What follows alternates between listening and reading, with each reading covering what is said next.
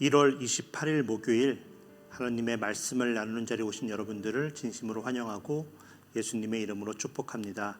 말씀을 나누기 전에 오늘은 한국과 미국 그리고 세계 지역 교회를 위해 함께 기도하고 말씀을 나누겠습니다. 기도합니다. 사랑의 하나님, 감사합니다. 오늘 하나님의 귀한 말씀을 나누는 이 자리로 우리를 어김없이 불러주시고 하나님의 말씀을 듣게 하신 은혜에 감사와 찬송을 올려드립니다.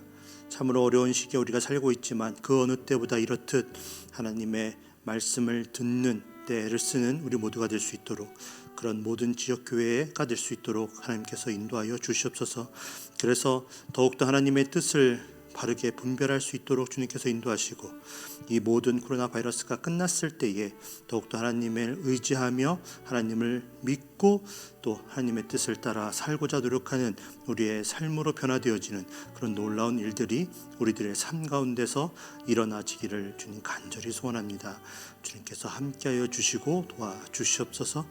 이를 위해 오늘 나누는 모든 말씀 또한 우리들 가슴속에 새겨져서 실천할 수 있는 우리의 삶이 될 수 있도록 주님께서 인도하여 주시옵소서. 예수님의 이름으로 감사하며 기도 올려드립니다. 아멘. 오늘 함께 나누실 하나님의 말씀은 베드로후서 1장 12절에서 21절입니다. 그 중에 오늘은 12절에서 15절까지의 말씀만 함께 읽고 말씀을 나누겠습니다. 베드로후서 1장 12절에서 15절 말씀입니다.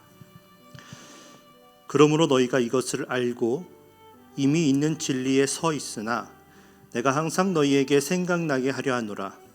내가 이 장막에 있을 동안에 너희를 일깨워 생각나게 함이 옳은 줄로 여기노니 이는 우리 주 예수 그리스도께서 내게 지시하신 것 같이 나도 나의 장막을 벗어날 것이 임박한 줄을 알미라. 내가 힘써 너희로 하여금 내가 떠난 후에라도 어느 때나 이런 것을 생각나게 하려 하노라. 아멘. 이는 살아계신 하나님의 말씀입니다. 지난주에는 베드로후서 1장 5절에서 7절의 내용을 통해 우리가 참여해야 할 하나님의 신성한 성품이 무엇인지를 살펴봄으로써 하나님께서 우리를 이러한 성품을 가지고 사랑하시며 은혜를 베풀고 계시다는 것을 생각해 보았습니다. 그리고 우리도 이러한 하나님의 성품에 참여하여 정욕 때문에 세상에서 썩어질 것을 쫓는 인생이 아니라 하나님 나라에 들어갈 수 있는 넉넉함을 소유하고 믿지 않는 사람들에게는 이러한 하나님의 성품을 통한 사랑을 보여줌으로써 그들도 우리와 같이 하나님 나라에 대한 소망을 품을 수 있게 하는 열매를 맺는 축복된 삶을 살아야겠다는 결심을 다시 한번 해보게 되었습니다. 오늘의 말씀을 나누기 전에 다시 한번 어떠한 하나님의 신성한 성품을 우리가 소유해야 하는지를 살펴보겠습니다. 5절에서 7절의 말씀을 살펴보면 사도 베드로는 우리의 믿음이 행함이 없는 믿음이 아니라 하나님을 뜻을 따라 실천할 수 있도록 우리의 믿음의 덕을 더해야 한다고 알려주었습니다. 그리고 그 모든 행함이 하나님의 뜻을 따라 행해야 하기 때문에 하나님의 진리를 알고자 하는 지식을 그 행함에 더해야 한다고 말해줍니다. 그런데 지식을 더하되 잘못된 지식을 얻는 것이 아니라 오직 하나님의 진리만을 알기 위해 절제가 필요하다고 말합니다. 하나님을 알면 알수록 더욱더 겸손해질 수 있도록 우리 스스로를 절제해야 한다는 것입니다. 그리고 오랫동안 변함없이 하나님 앞에 겸손하기 위해 우리는 절제에 인내를 더하여 노력해야 하고, 이를 위해 하나님만을 경배하는 예배와 무릎으로 말씀을 듣고 기도하는 경건함에 애를 써야 한다고 말합니다. 그러다 보면 놓칠 수 있는 형제 사랑을 우리는 항상 생각하면서 다른 사람에게 하나님이 우리를 사랑하신 것 같이 조건 없이 사랑함으로 우리의 믿음을 다시 실천하는 삶을 우리가 살아야 한다고 강조하여 말해주고 있습니다. 그런데 베드로후서 1장 1절에서 11절을 잘 살펴보면 우리가 이런 하나님의 신성한 성품을 가져야 하는 것을 거듭 강조하여 반복해서 말하고 있다는 것을 우리가 알 수 있습니다. 분명히 사도 베드로가 1장 4절에서 이러한 신성한 성품에 참여해야 하는 이유가 이미 구원과 영생의 큰 약속을 우리에게 주셨는데, 그럼에도 불구하고 또다시 정욕 때문에 세상에서 썩어질 것을 구할까 염려가 되어서 하나님의 신성한 성품을 갖기를 원한다고 이야기를 했는데, 어떤 신성한 성품을 가져야 하는지 5절에서 7절까지 이야기를 해주고 나서 그냥 이런 신성한 성품을 가지기 위해 힘을 쓰자고 마무리하면 좋았을 텐데, 또다시 8절에서 이러한 신성한 성품들이 우리에게 흡족하게 있어야지만 우리가 열매 없는 인생을 살지 않을 것이라고 말해주면서 하나님의 신성한 성품에 참여하라고 강조하고 있습니다. 그리고는 또 9절에서는 이러한 하나님의 신성한 성품이 없는 인생을 옛 죄가 깨끗하게 된 것도 있고 또 장차 하늘나라에 들어갈 것도 바라보지 못하는 맹인에 비유하면서 또다시 걱정하며 부르심과 택하심을 굳게 하기 위해, 그리고 언제든지 실족하지 않게 되기 위해 이러한 하나님의 신성한 성품을 힘써 행해야 한다고 또 당부해주고 있습니다. 그런데 그것도 모자라서 11절에서 이러한 하나님의 신성한 성품을 소유하고 이와 같이 행하라고 강조하면서 그래야만 우리가 우리 주 곧 구주 예수 그리스도의 영원한 나라에 들어가기에 넉넉함을 하나님께로부터 받을 수 있다고 이야기를 해줍니다. 조금 다른 듯하지만 가만히 생각해 보면 모두가 비슷한 내용이라는 것을 알 수 있습니다. 왜 사도 베드로가 이렇게 같은 말을 반복해서 말해주고 있을까요? 오늘의 본문 14절에 보면 사도 베드로는 자신이 이 장막을 곧 벗어나게 될 것이 임박한 줄 알고 있다고 표현하고 있습니다. 13절과 14절에서 쓰인 장막은 잠시 머물고 있는 텐트와 같은 그런 임시적인 거주지로서 이곳에서는 육체가 잠시 머물고 있는 이 세상에서의 삶을 의미하고 있습니다. 그래서 사도 베드로가 이제 자신의 죽음이 가까이 왔음을 알고 있다는 것을 이렇게 표현한 것입니다. 그렇다면 왜 사도 베드로가 자신의 죽음에 대해 언급을 한 것일까요? 성경을 통해서 사도 베드로의 정확한 나이를 우리가 알 수가 없습니다. 하지만 이 베드로 후서를 쓴 시기가 대략 주후 66년에서 67년경이라고 추정해 볼 때 이미 베드로가 70세의 나이에 가까웠다고 추측할 수 있습니다. 2, 3년 전에 썼던 그 베드로전서에서도 보면 사도 베드로가 너무나 많이 같은 말을 반복해서 합니다. 이 모든 것이 과연 사도 베드로가 정말로 나이가 많이 들어서 정신이 혼탁해지고 혹은 치매와 같은 병으로 인해서 했던 말을 또 하고 또 했던 것일까요? 그래서 자신이 나이가 많으니까 했던 말을 또 해도 이해해달라고 하는 것일까요? 그렇지 않습니다. 베드로전서를 함께 나눌 때에 이런 말씀을 드렸던 기억이 납니다. 그때 당시에 초대 교회의 성도들에게 교회 밖으로부터 찾아왔던 고난과 핍박은 우리가 상상하고 경험하고 있는 그런 고난하고는 차원이 다른 거였다고 말이죠. 그들은 목숨을 걸고 예수님을 믿었습니다. 동료들이나 가르침을 주었던 사도들이 처형당했다는 소식을 들어가면서 그들의 믿음을 지켰어야 했던 시대를 그들이 살고 있었습니다. 그래서 그들이 믿음을 지키는 것이 쉬운 일이 아니었습니다. 그것을 너무나 잘 알고 있었기 때문에 사도 베드로가 안타까운 마음으로 이 세상의 삶은 나그네의 삶이라고 그의 편지를 시작하며 함께 하늘나라의 소망을 품고 믿음을 지켜나가자고 반복해서 당부했던 것입니다.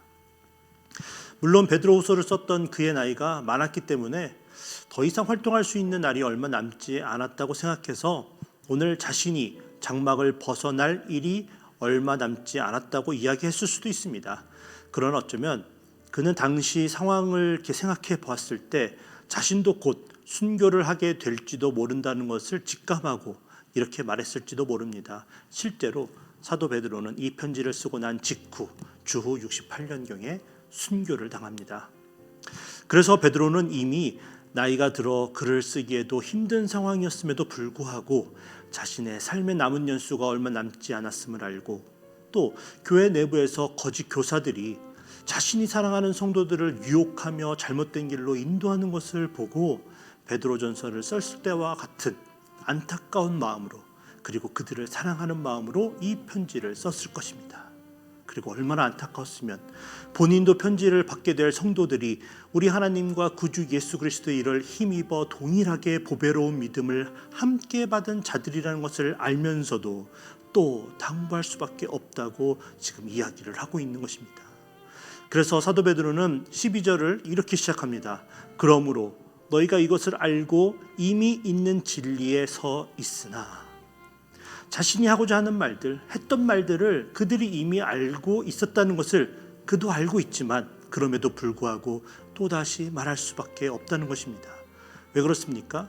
12절 후반부에서도 사도 베드로가 항상 이것이 너희에게 생각나게 하려고 이렇게 글로 남긴다고 이야기를 해줍니다. 그리고 15절에서는 내가 힘써 너희로 하여금 내가 떠난 후에도 어느 때나 이런 것을 생각나게 하려 하노라 라고 말하면서 반복해서 또 말해야만 하고 또 글로 남겨야 하는 이유를 말해주고 있습니다. 지난 신년 특별 새벽 기도회 때 담임 목사님께서 바로 이 구절을 언급하면서 목회자들의 역할 중에 중요한 하나가 지난번에 나누었던 것과 같은 본문 말씀이고 같은 주제이고 같은 내용이라고 할지라도 하나님께서 주신 말씀이라면 반복된 내용이라도 반드시 전달해야 한다는 것이었습니다. 사실 말씀을 전하는 목사의 입장에서 저 같은 경우에는 같은 주제의 설교를 순서에 따라 반복해서 전하는 것이 쉬운 일이 아닙니다. 그런데도 전해야 한다는 것입니다. 왜 그럴까요? 그 첫 번째 이유가 지금 이 영상을 보시고 계신 분들 중에 많은 분들이 분명히 정말 담임 목사님이 신년 특세 때 이 내용을 언급했나 하시고 계실 것이기 때문입니다. 제 말이 맞습니까? 기억이 가물가물하시죠? 불과 3주 전에 들었던 말씀인데도 그랬나 싶은데 1년 전에 들었던 말씀이 또렷하게 기억이 나는 것이 어렵다는 것입니다. 베드로후서를 나누기 전에 베드로전서를 일주일에 한 번씩 전하다 보니까 작년에 약 8개월이라는 시간이 걸려서 끝마칠 수가 있었습니다. 그리고 간혹 수요 말씀 집회 때 말씀을 전할 때도 고난 가운데 우리를 위해 하나님께서 어떻게 일하시는지를 주제로 잡고 이렇게 전하다 보니까 2020년은 코로나 바이러스로 인해 고난받는 우리들을 위해 하나님께서 어떻게 일하시는지 그리고 성경이 어떻게 말씀하고 계신지를 나눴습니다. 그러다 보니 비슷한 내용의 말씀을 1년 내내 전한 것 같습니다. 그런데 저만 고난에 관한 내용의 말씀을 전했던 것이 아니라 다른 목사님들도 시국이 이러하다 보니까 그와 유사한 말씀들을 많이들 전하셨습니다. 그러니 듣는 여러분들은 얼마나 힘이 드셨을지 상상이 됩니다.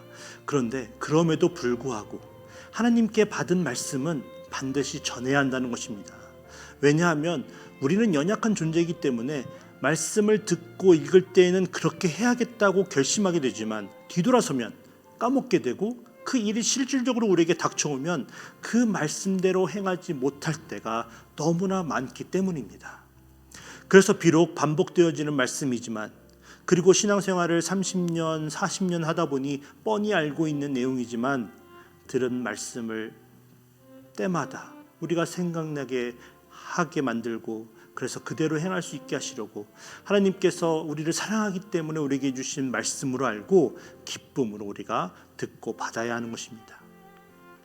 그리고 한 가지 더 중요한 이유는 똑같은 말씀 구절, 심지어 글자 하나 다르지 않은 똑같은 내용의 설교를 다시 듣더라도 듣는 시기와 환경에 따라 우리의 가슴을 울리고 깨닫게 되는 내용이 그때마다 다르다는 것입니다.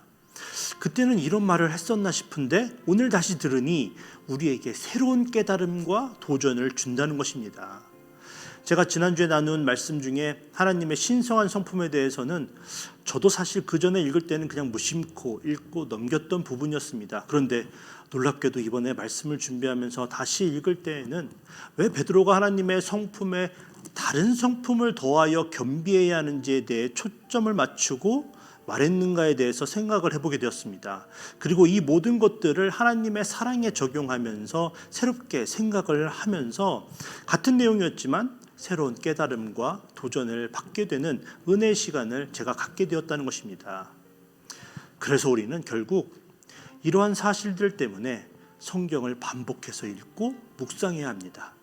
읽고 있는 성경의 글자들은 항상 같지만 때마다 성령님께서 주시는 감동과 깨달음과 지혜가 다르기 때문입니다. 자, 그러면 언제까지 하나님의 말씀을 반복해서 읽고 들어야만 할까요? 사도 베드로는 오늘의 본문 19절에서 우리가 날이 새어 샛별이 너희 마음에 떠오르기까지 너희가 이것을 주의하는 것이 옳다고 이야기해 줍니다.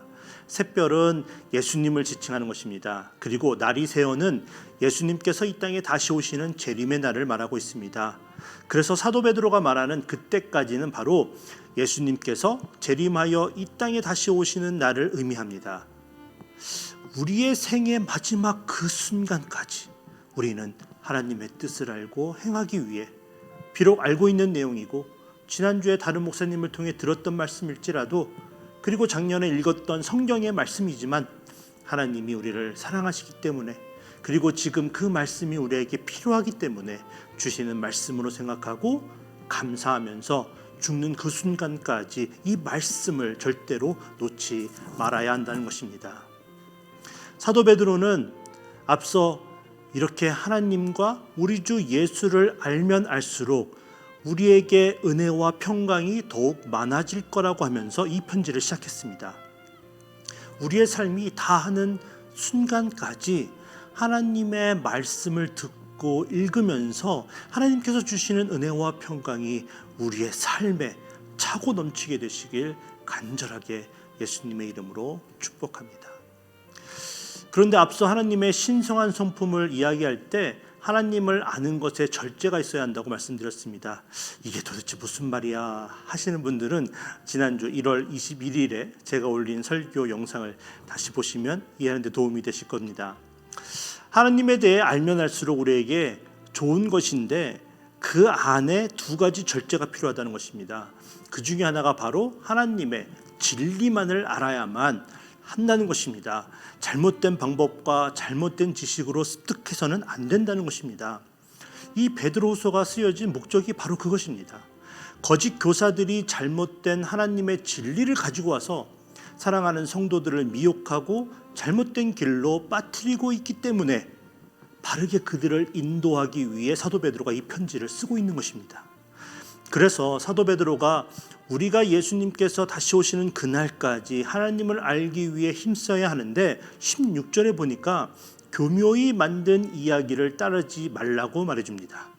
그리고 다음에 두 가지를 유념하면서 하나님의 진리에 대해 분별하여 들어야 한다고 말해주고 있습니다. 그 첫 번째는 하늘로부터 난 것을 들어야 한다고 말해주고 있습니다. 17절에서 이는 내 사랑하는 아들이요 내 기뻐하는 자라 라고 말씀하신 것은 누군가가 교묘히 만든 이야기가 아니라 지극히 큰 영광 중에 하늘로부터 난 것을 우리가 함께 들은 것이라고 이야기해 줍니다. 거짓 교사들은 예수님을 하나님의 아들이요 우리를 구원해 줄 메시아라는 사실을 부인하고 있지만 분명히 하늘로부터 하나님께서 이는 내 사랑하는 아들이고 내가 기뻐하는 자라고 말씀하셨고, 사도 베드로만 들은 것이 아니고 모두가 함께 하나님의 말씀을 들었기에 이것이 진리라는 것입니다. 이것을 믿어야 된다는 것입니다. 두 번째는 19절에서 어두운 데를 비추는 등불과 같은 확실한 예언을 믿어야 한다고 말해줍니다. 여기서 말하고 있는 예언들이란 바로 구약 성경에 써 있는 예언들을 말하고 있습니다. 하나님의 구원 사역에 대해 우리는 그 뜻하신 바를 알지 못해 어두운 가운데 있었던 존재들이었습니다. 그러나 구약 성경에 써 있는 예언들을 통해 하나님께서 예수님을 이 땅에 보내시고 그를 통해 우리를 구원하시고자 하는 그 계획과 그 뜻을 알게 하셨다는 것입니다. 그리고 그 예언대로 성취하신 것을 우리의 영안이 밝게 떠져서 믿게 되었다는 것입니다. 누군가가 갑자기 지어낸 이야기가 아니라는 것입니다. 누군가가 본인의 입맛에 맞추어 그 예언들을 사사로이 해석하고 푼 것이 아니라는 것입니다. 왜냐하면 그 모든 예언은 사람의 뜻으로 낸 것이 아니라 오직 성령님의 감동하심을 받은 사람들이 하나님께 받아서 말한 것들이기 때문이라는 것입니다. 이 내용이 바로 오늘의 본문 20절과 21절의 내용입니다. 제가 다시 한번 읽어보도록 하겠습니다. 먼저 알 것은 성경의 모든 예언은 사사로이 풀 것이 아니니 예언은 언제든지 사람의 뜻으로 낸 것이 아니요 오직 성령의 감동하심을 받은 사람들이 하나님께 받아 말한 것임이라. 아멘. 예수님의 탄생과 그분을 통한 구원 사역은 사사로이 해석하고 푼지어낸 이야기가 아니라 구약의 성경 말씀을 통해 이미 하나님께서 준비하고 계획하시고 성령님을 통해 선지자들을 감동하사 이 계획을 알게 하시고 기록하게 하신 진리라는 것입니다.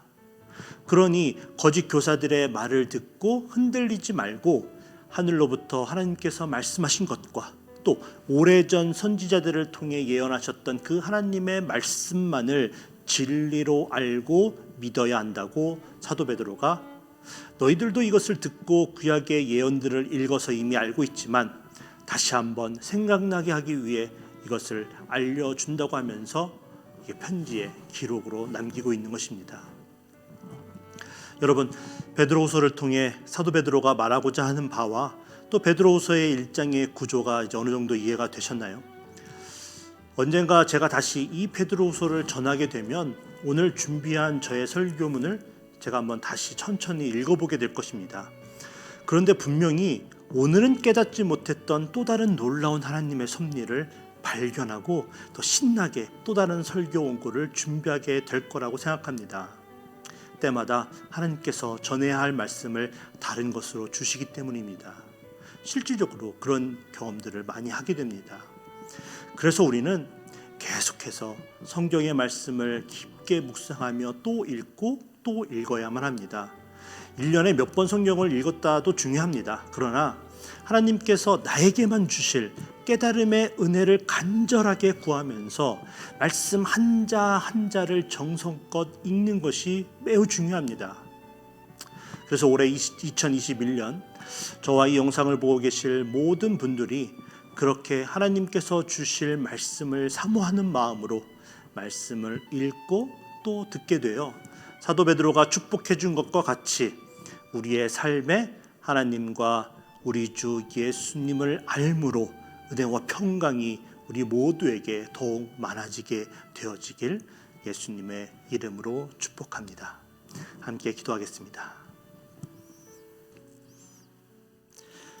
우리에게 가장 필요한 말씀을 여러 가지 방법으로 공급해 주시는 하나님 감사합니다. 하나님 말씀하여 주시옵소서. 우리가 마음을 열고 듣겠습니다. 우리가 감사함으로 듣겠습니다. 그리고 2021년 하나님의 말씀을 읽는 것에 게으름을 피우지 않겠습니다. 그러니 우리가 성경을 읽을 때마다 하나님의 뜻을 깨닫는 은혜와 지혜를 우리에게 허락하여 주시옵소서.